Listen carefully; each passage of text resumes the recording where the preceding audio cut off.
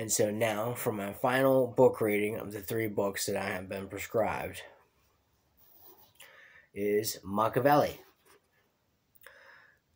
Machiavelli lived in the 1400s and into the year 1527, I believe that's the year. And he was a juror and a statesman, a writer, amongst a lot of other things. He was an advice counsel to the new Italian government whenever it was overthrown and Rome was sacked. And I'm going to read an excerpt from there. The book is called The Prince and also Leviathan. So let's see here.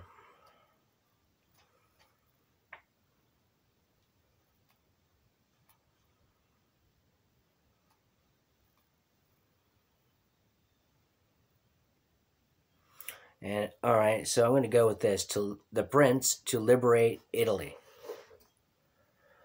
Chapter XXVI, an exhortation to liberate Italy from the barbarians.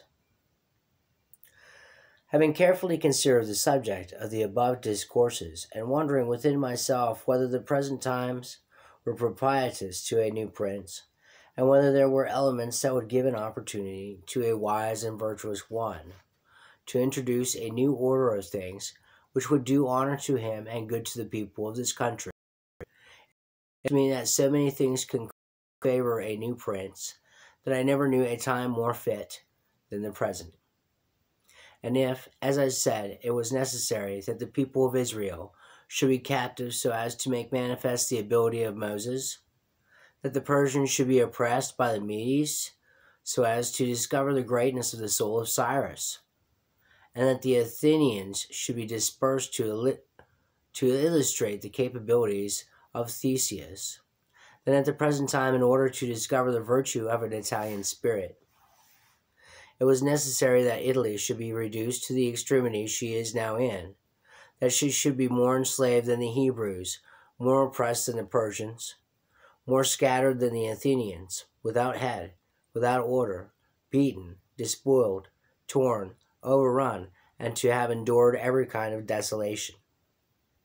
Although lately some spark may have been shown by one, which made us think he was ordained by God for our redemption, nevertheless, it was afterwards seen in the height of his career that fortune rejected him, so that Italy, left without life, waits for him who shall yet heal her wounds and put an end to the ravaging and plundering of Lombardy, to the swindling and taxing of the kingdom and of Tuscany, and cleanse these sores that for long have festered.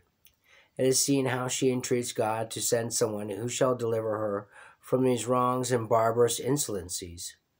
It is seen also that she is ready and willing to follow a banner, if only someone will raise it.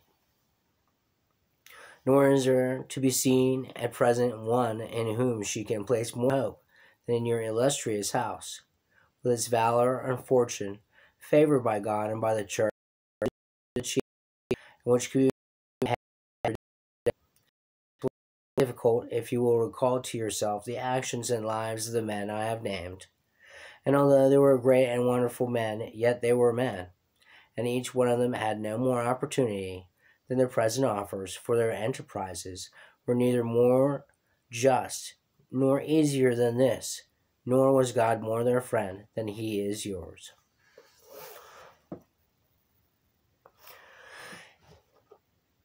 Maybe another paragraph. That's actually pretty good.